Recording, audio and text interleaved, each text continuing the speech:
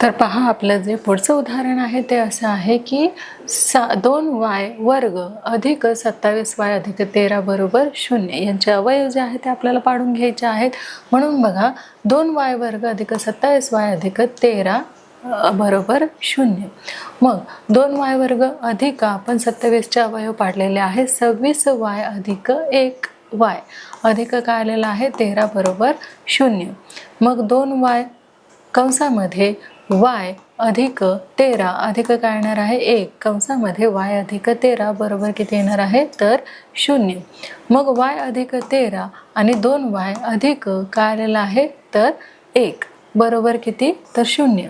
मग y बरोबर किती येणार आहे 13 बरोबर 0 किंवा 2y अधिक 1 बरोबर किती येणार आहे 0.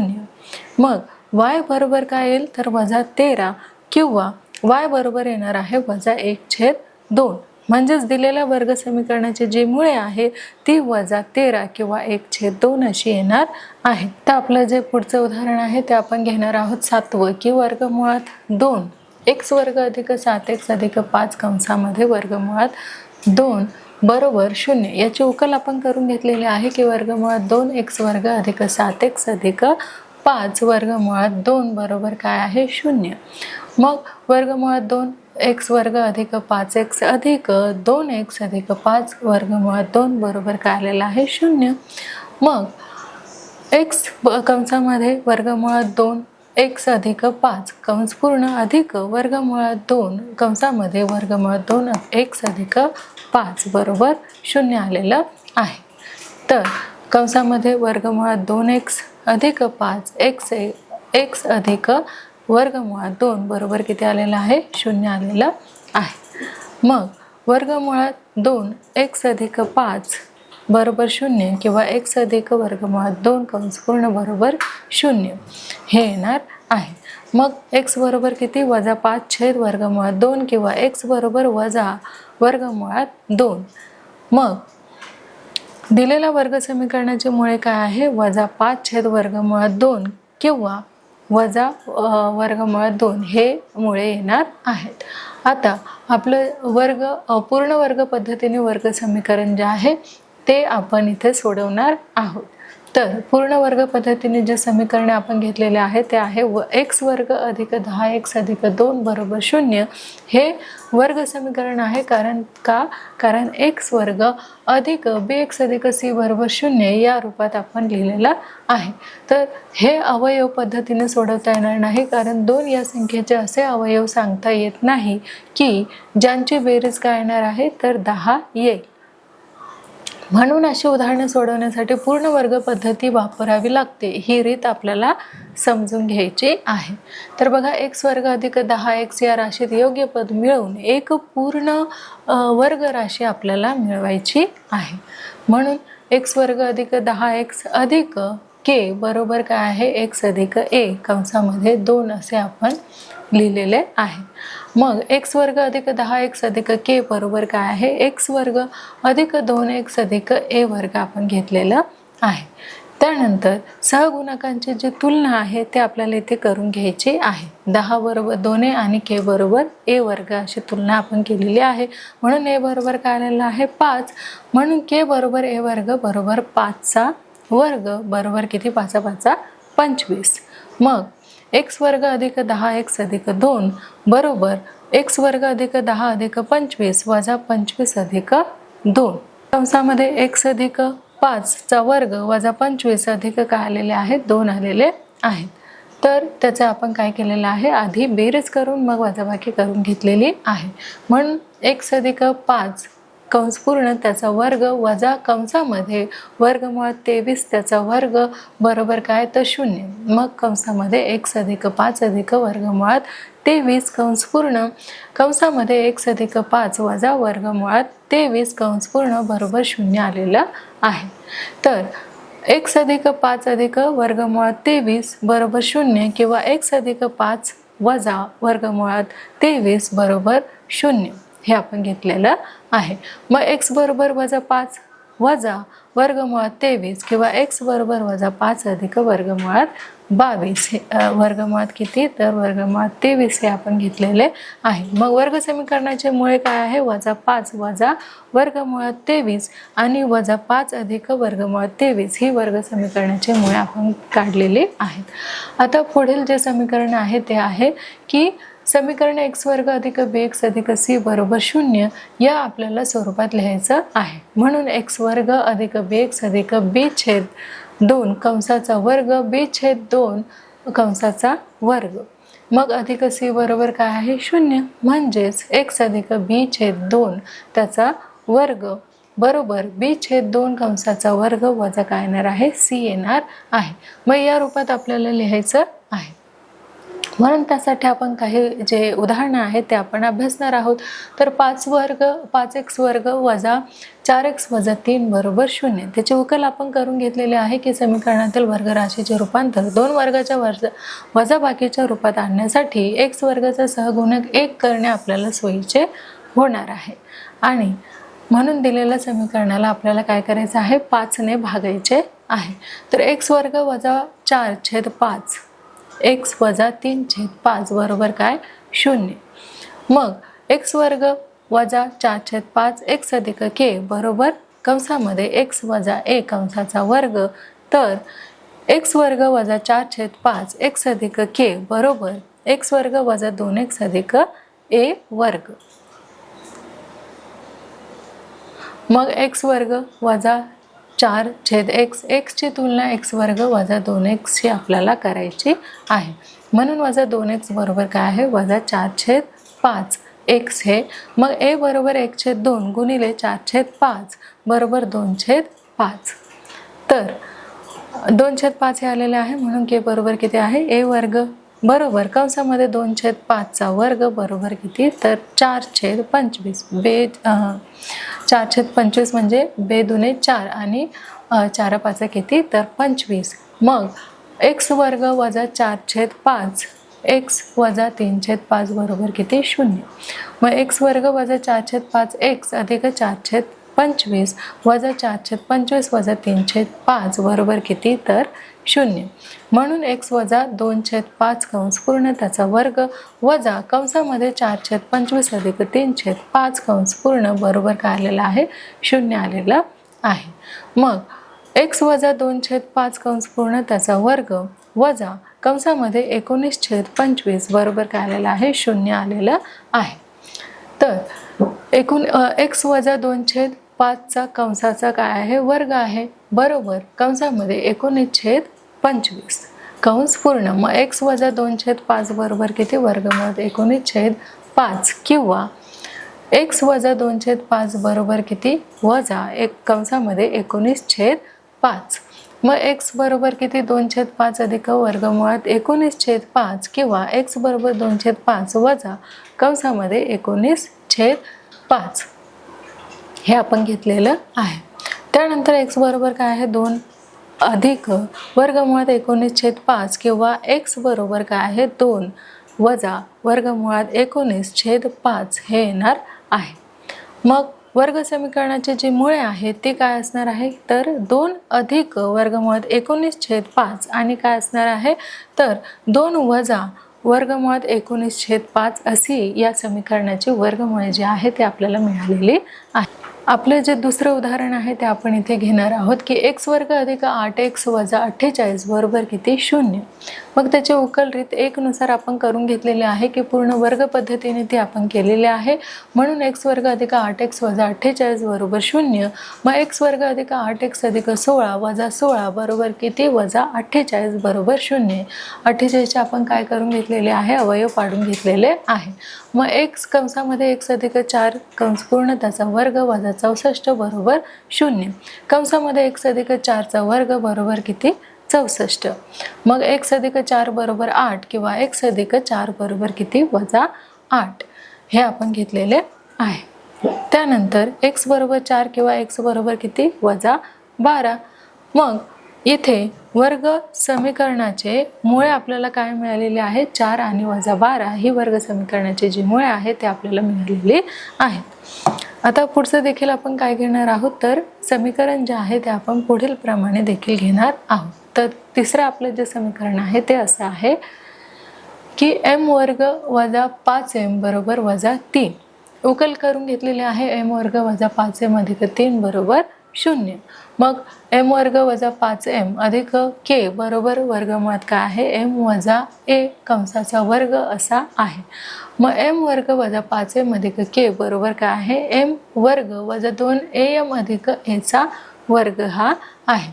त्यानंतर m वर्ग वजा 5m ची जी तुलना आहे ती m वर्ग वजा 2m शी आपल्याला करायची आहे. मग ते आपण करून घेतलेले आहे आणि बघा वजा 2am बरोबर वजा 5m आलेलं आहे. मग a बरोबर किती, तर 5/2 आणि k बरोबर a वर्ग बरोबर कंसामध्ये 5/2 चा वर्ग बरोबर किती, 5 5 25 आणि 2 दुणे 4, 25/4 हे आपलं आलेलं आहे. त्यानंतर m वर्ग वजा 5m अधिक 3 बरोबर किती, तर 0. मग m वर्ग वजा 5m अधिक 25/4 वजा 25/4 अधिक 3 बरोबर किती, तर 0 आपण घेतलेलं आहे. मग म्हणून इथे आपल्याला आलेलं आहे कंसामध्ये m वजा 5/2 कंस पूर्ण त्याचा वर्ग वजा कंसामध्ये 25/4 वजा 3 कंस पूर्ण बरोबर 0 आपण घेतलेला आहे. मग कंसामध्ये m वजा 5/2 कंस पूर्ण त्याचा वर्ग वजा वर्गमुळात 13/4 कंस पूर्ण बरोबर 0. मग m वजा 5/2 कंस पूर्ण त्याचा वर्ग बरोबर किती आलेला आहे, 13/4 हे आपण घेतलेलं आहे. त्यानंतर m वजा 5/2 बरोबर किती, वर्गमुळात 13/4 किंवा m वजा 5/2 बरोबर किती, तर वजा वर्गमुळात 13/4 हे आपण घेतलेलं आहे. तर हे आलेलं आहे वजा वर्गमुळात 13/4. त्यानंतर m वर्ग किती, तर वर्गमुळात 13 अधिक 5/2 किंवा m बरोबर किती, वजा वर्गमुळात 13 अधिक 5/2. मग या वर्ग समीकरणाची जी मुळे आहेत ते आपल्याला मिळालेली आहेत.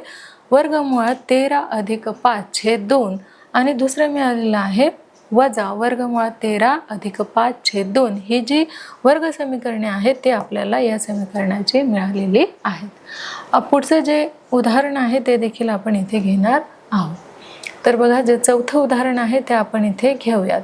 तर ते असं आहे की 5x वर्ग बरोबर 4x अधिक 7 याची उकल आपण करून घेतलेली आहे. 5x वर्ग बरोबर 4x अधिक 7 म्हणून 5x वर्ग वजा 4x वजा किती आहे, 7 बरोबर 0.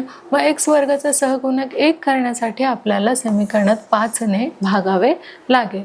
म्हणून x वर्ग वजा 4/5 x वजा 7/5 बरोबर किती, तर 0 घेतलेला आहे. मग x वर्ग वजा 4/5 x अधिक k बरोबर x वजा a कंस पूर्ण त्याचा वर्ग आणि त्यानंतर x वर्ग वजा 4/5 x अधिक k बरोबर किती, x वर्ग वजा 2ax अधिक a वर्ग आपण घेतलेला आहे. त्यानंतर x वर्ग वजा 4/5 x व x वर्ग वजा 2x ची तुलना जी आहे ती आपल्याला करून घ्यायची आहे. म्हणून ती तुलना आपण केलेली आहे की वजा 2ax बरोबर वजा 4/5 x.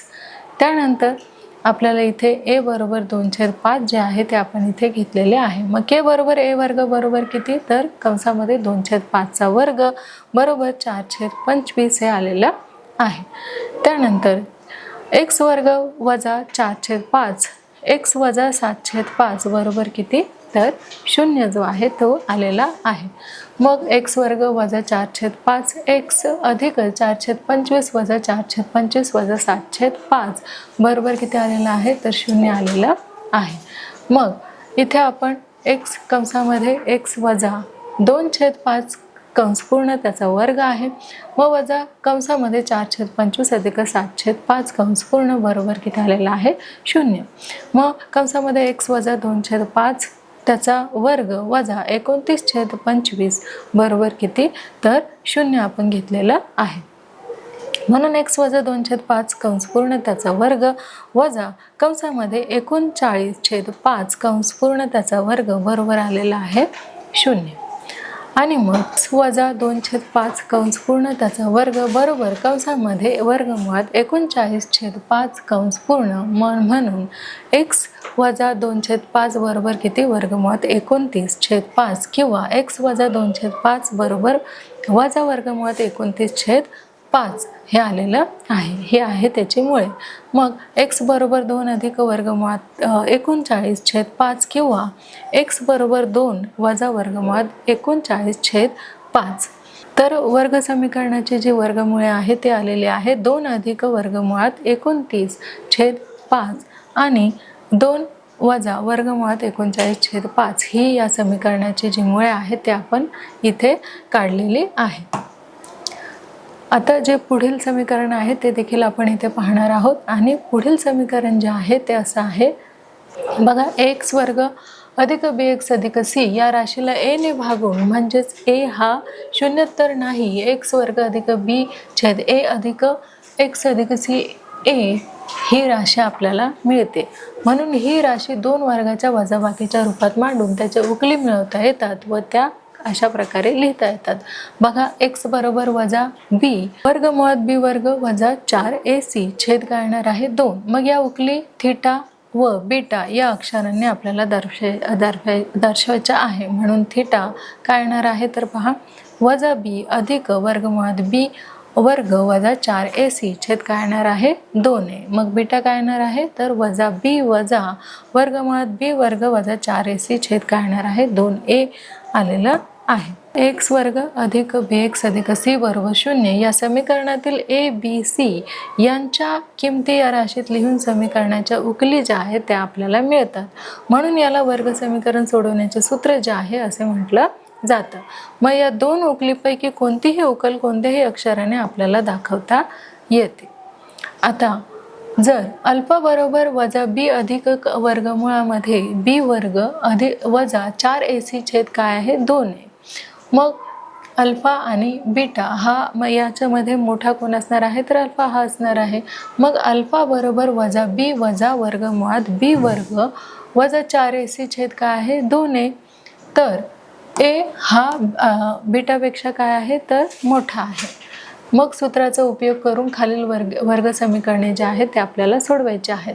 बघा, उदाहरण आपल्याला दिलेलं आहे पहिलं, m वर्ग वजा 14m अधिक 13 बरोबर किती तर 0. त्याचे उकल आहे m वर्ग वजा 14m अधिक 13 बरोबर 0 ची x वर्ग अधिक bx अधिक c बरोबर किती तर 0 शी तुलना आपल्याला करायची आहे.